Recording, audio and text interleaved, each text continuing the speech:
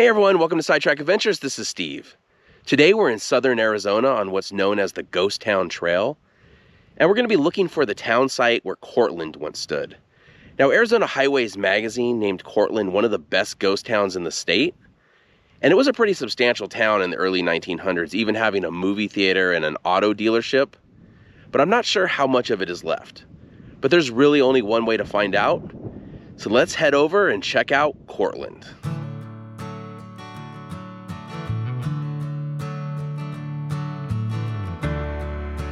The Ghost Town Trail is a dirt road that travels between the ghost towns of Pierce and Gleason, with Courtland being pretty much in the middle. And according to this sign, we're only about 20 miles from Tombstone right now. Unlike those other Old West towns in the area, Courtland is much newer, dating back to a young 1908. That's not to say Courtland didn't have its shootouts though. This road probably doesn't look a lot different now than it did in the early 1900s.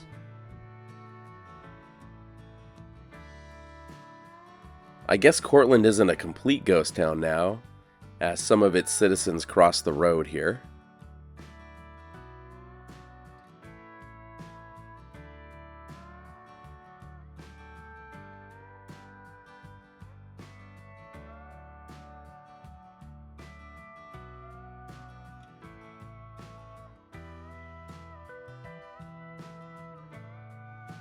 Okay, so we've made it to the edge of town, and the building up on the hill was the office for the Great Western Copper Company, and we have a cow resting on the opposite hill from us.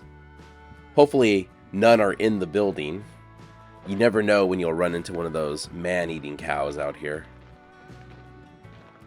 The Great Western Copper Company was owned by the Young brothers, and one of the brothers, Courtland Young, is where the town gets its name.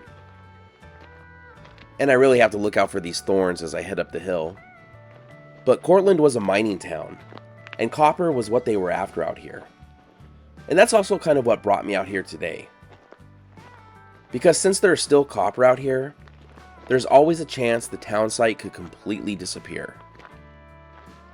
There has been work to get Courtland on the National Register of Historic Places to protect it, but that hasn't happened yet. Most of the land out here is private, and modern copper mining is done by strip mining.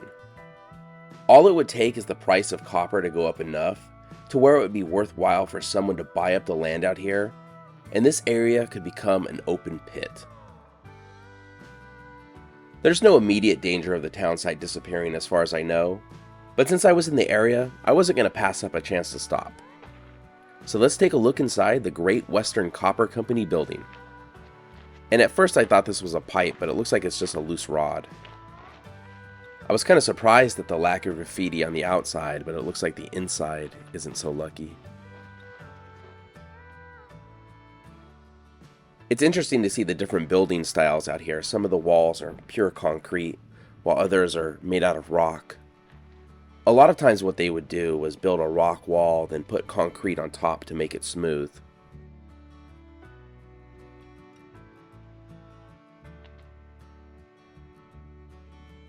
And it looks like this building had a concrete floor as well, which is kind of rare. Most of the times there would be a wooden floor or just dirt.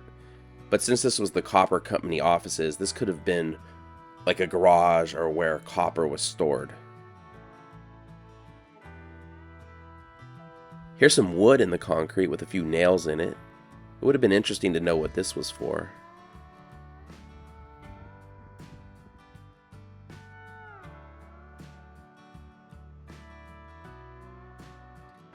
Looking across the street from here, there's the Mercantile, but up on the hill it looks like there might be something as well.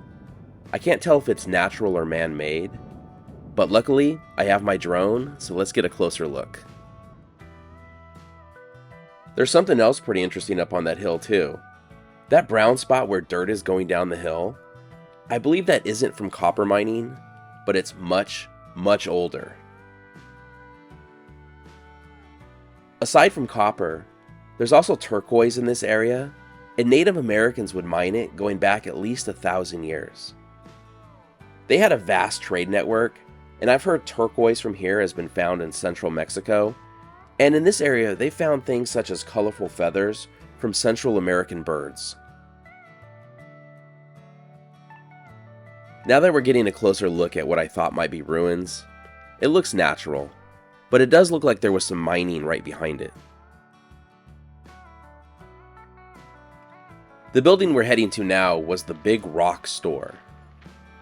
Looking at the rock walls, you might think, I could see how it got the name. But funny enough, the store was actually named after the guy who built it, John Rock. This was once the largest mercantile in town. Though, I guess we're still kind of on the outskirts of town. We haven't reached the downtown area yet. It's pretty cool, you can still see some of the doors and windows.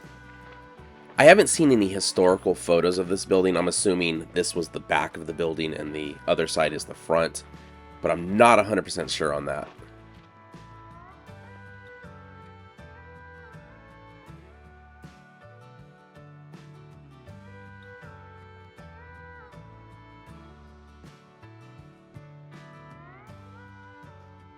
Yeah, this had to be the front entrance. I'm going to go ahead and walk through the door and we'll check out the inside of the Big Rock store. I believe this closed down in the 1920s, though it could have held on a little bit longer. The post office in town lasted until 1942, so there was some signs of life here up until the 1940s, but most everything was gone by the early 1920s. And looking at this wall, it looks like the building was probably 2 stories. And I imagine there was a big window right there.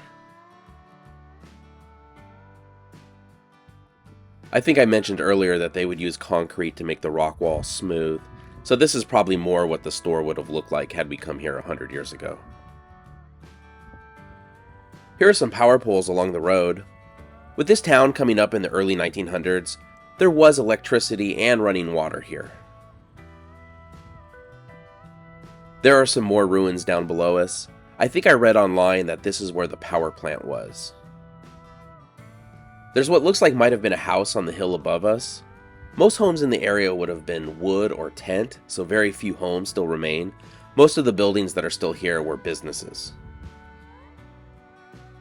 And here's probably the most substantial building still out here, which is the jail that was built in June 1909. The original jail was a mine with a wooden door on it, but when a prisoner put his mattress against the door and set it on fire in an effort to burn the door down and escape, almost dying in the process, they realized they needed something different, and this jail was built. Though I'm not sure it worked out the way they expected. Because a lot of the miners just lived in shacks or tents, and the conditions out here could get pretty bad, a night in the jail could sound awfully appealing. I doubt when they built it, they expected the jail would lead to an increase in crime. The jail was even given the nickname the Bright Hotel, after the town's deputy sheriff, John Henry Bright. You can see how reinforced the roof is. And it looks like there's a hole right in the middle of the ceiling. I'm not sure if there was a chimney here or if that was just for ventilation. I'm actually kind of surprised to see bars on some of the windows. In 1938, most of the bars and metal gates were removed to be used for the new jail in Benson. And this area back here may have been the bathroom. Well, there's nothing in here now.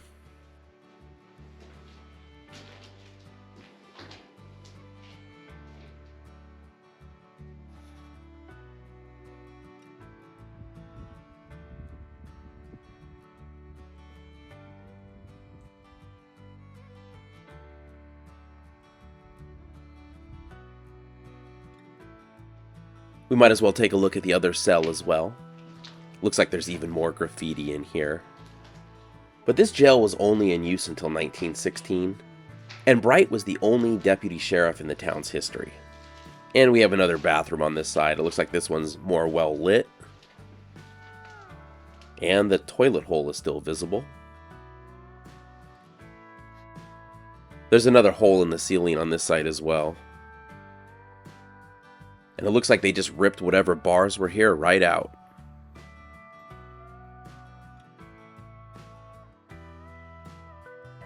The miners finding a way to get put in jail for the night aside, for a mining town, there wasn't a lot of serious crime here.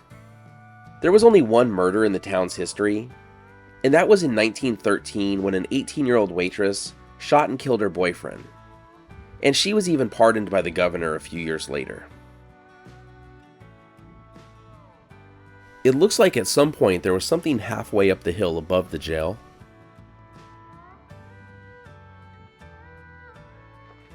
It looks like there was something across the street from the jail as well. We'll take a quick look at it. But getting back to Deputy Sheriff Bright for a moment, he was involved in a shootout in town in 1916 when two bandits from Mexico had broken into someone's house. The deputy caught up with them as they were fleeing town, and a shootout ensued. And I'm not actually sure what would have been here. My guess is something to do with mining. But back to the shootout, Bright was shot in the leg, but those bandits never got to see the inside of this jail, as they were both killed. We've now entered downtown Courtland, and there's what remains of a sidewalk in front of us. After copper was discovered out here and the mines started opening in 1908, the town grew very fast and had a peak population of about 2,000. The first post office opened in 1909, then there were 2 newspapers in town, a movie theater, a baseball field, an ice cream parlor, and even an auto dealership. And where we're looking right now, there was a grocery store here. Eventually, 2 different railroads came here as well. It's kind of wild walking down this sidewalk thinking that this used to be a busy street with businesses all along it, and now we're blocked by a thorn bush. There's a historic photo from 1909 where you could see the buildings along the sidewalk here. Now all that's left are the foundations for the walls and a few bricks.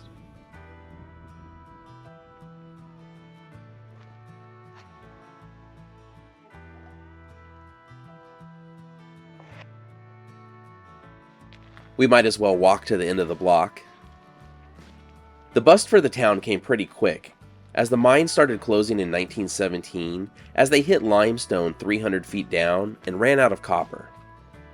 The population plummeted quickly, and I've seen a map from the 1920s, and by then, most of the buildings along this sidewalk, except for the grocery store, are already listed as vacant. And there's a pipe going through here. This building probably had running water. And there are a lot of bricks out here. Looking at the historic photos, there would have been a building here as well.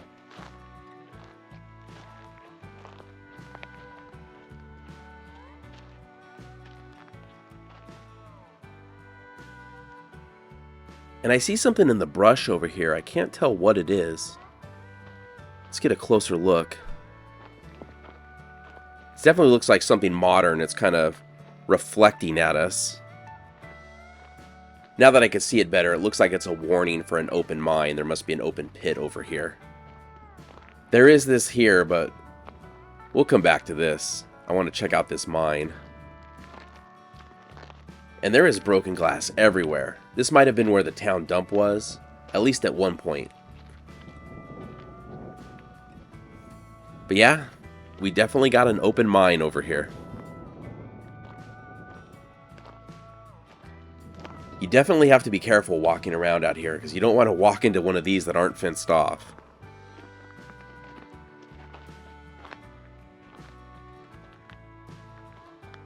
Let's see if we can see how deep it is without getting too close. Well, not from this angle. From this angle, it looks like it's pretty deep, but I really can't tell. I'll get the drone above it to see if we could see anything, but it might be too dark in there to get a really good look. And as expected, it's just too dark to see how deep it goes.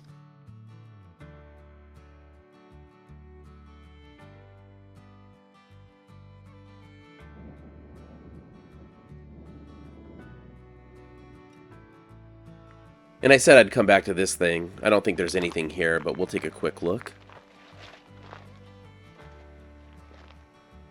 Yep. Nothing. I had just mentioned having to be careful because of open pits. And here back at the ruins, there's an open pit. This one's not fenced off at all. It's only about 4 or 5 feet deep, but Coming across this unexpectedly 4 or 5 feet is going to hurt.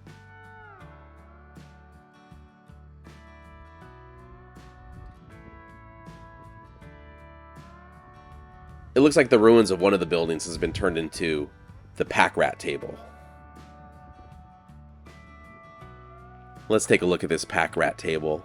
Looks like quite a few things have been left out here, including a creepy mannequin head.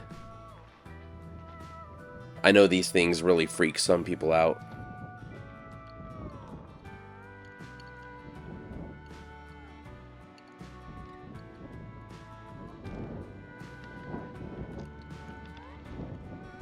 Not sure what this is. Some spaceship crew thing. There are some boots. Looks like an ad for a barbecue restaurant written on this metal. But yeah, if you come out to Courtland, be sure to visit the Packrat Table. No matter how many times I visit a place like Courtland, it never ceases to amaze me how a town of this size can all but vanish.